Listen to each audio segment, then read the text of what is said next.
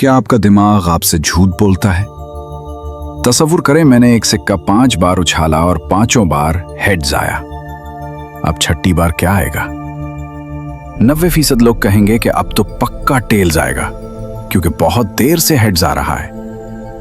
अगर आप भी ऐसा ही सोच रहे हैं तो मुबारक हो, आप एक बहुत बड़े रियाजियाती धोखे का शिकार हो चुके हैं। इसे कहते हैं द गैम्बलर्स फैलेसी।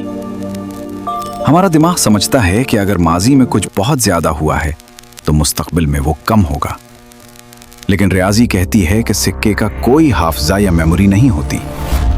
छठी बार भी हेड्स आने का चांस बिल्कुल इतना ही है जितना पहली बार था, यानी 50%।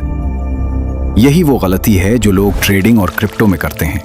जब वो देखते हैं कि मार्केट बहुत गिर चुकी है तो वो समझते हैं कि अब इसे लाजमी ऊपर जाना चाहिए और वो अपना सब कुछ दांव पर लगा देते हैं।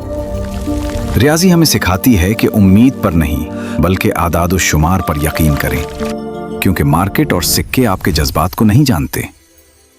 क्या आपने कभी उम्मीद पर कोई गलत फैसला किया है? कमेंट्स में अपनी स्टोरी शेयर करें और रियाजी के ऐसे ही ब्रेन हैक्स के लिए मैथ मास्टर को अभी सब्सक्राइब करें।